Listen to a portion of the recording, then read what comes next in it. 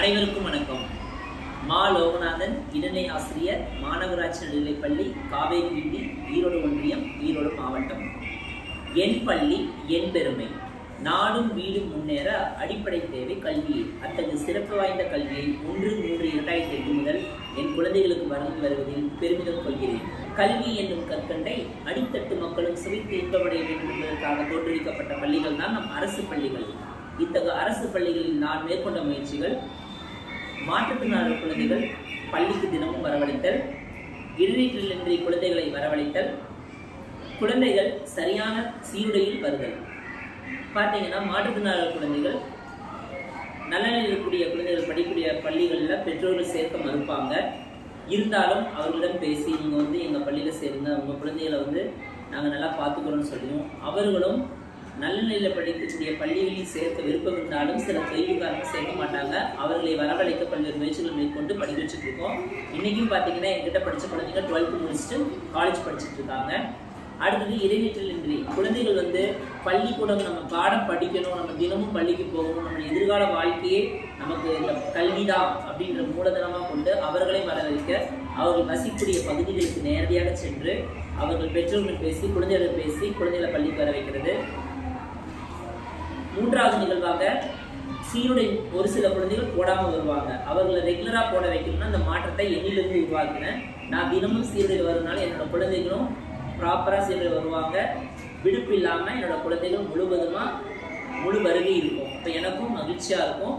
குழந்தைகளும் நம்ம ஆசிரியரை பார்க்க போகிறோன்னு ஒரு சந்தோஷத்தில் தினமும் வருவாங்க. இது எனக்கு பிடித்த 3வது வெற்றி.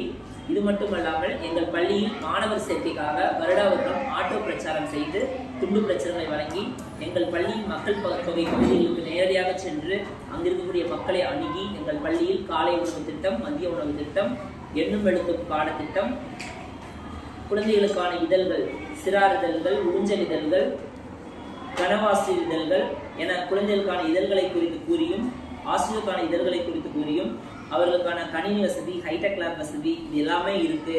உடற்கல்வி, இசை, யோகா, பாடல், எல்லா திறமைகளும் வளர்க்கறதுக்காக, ஓவியம், அனைத்து திறமைகளும் வளர்க்கறதுக்காக எங்கள் பள்ளியில் எல்லா வசதியும் இருக்கு, நீங்கள் உடனே சேருங்கன்னு சொல்லி அவர்களை விழிப்புணர்வு ஏற்படுத்துவோம். அது மட்டும் இல்லாமல் எங்கள் பள்ளி 100 விழா கண்ட பள்ளி.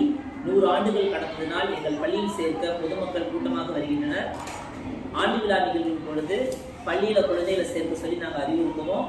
எங்கள் பள்ளியின் புரவலராக எங்கள் பள்ளியின் பெற்றோர்களும் ஆசிரியராக நாங்களும் இருக்கின்றோம். புரவலர் திட்டத்தில் நிறைய பேர் இணைச்சு எங்கள் பள்ளி குழந்தை நலனுக்காக செயல்பட முன்னுதாரணமாக இருக்காங்க.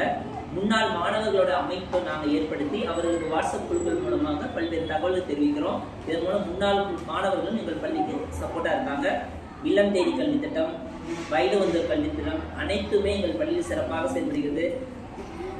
முக்கியமாக சொல்லப்போனால் இந்த காலை உணவு குழந்தைகளுக்கு கொடுத்த தமிழக முதல்வர் அவர்களுக்கும், சிறப்பான கல்வியும் ஆசிரியர்களை மேலும் மேலும் உற்சாகப்படுத்துகின்ற கல்வித்துறை அமைச்சர் ஐயா அவர்களுக்கும் எங்கள் அனைவரின் சார்பாக மனமார்ந்த நன்றி தெரிவித்துக் கொள்கிறோம். இந்த கல்வி வளர்ச்சி நாள் என்பது கல்விக்கண் கொடுத்த கர்மவீரர் காமராஜர் அவருடைய பிறந்த நாளை தான் நாம் கல்வி வளர்ச்சி தினமாக கொண்டாடுகின்றோம். இன்று அனைத்து அரசு பள்ளிகளிலையும் கல்வி வளர்ச்சி நாள் இன்று மட்டுமல்லாமல் என்றுமே கல்வி வளர்ச்சி நாளாகவும், கல்விக்கான முக்கியத்துவத்தை குழந்தைகளும் பெற்றோர்களும் சமூகமும் கொடுத்து ஒரு நல்ல ஒரு சமுதாயத்தையும் எதிர்காலத்தையும் உருவாக்க ஆசிரியராக எங்கள் கையில் கொடுக்கப்பட்டுள்ள அந்த களிமண்ணை நாங்கள் ஒரு சிற்பமாக உருவமாக வடிவமைத்து இந்த சமூகத்தில் மிகச்சிறந்த சான்றோனாக உருவாக்கும் என்று கூறி எமக்கு வாய்ப்பளித்தமைக்கு நன்றி தெரிகிறேன். நன்றி.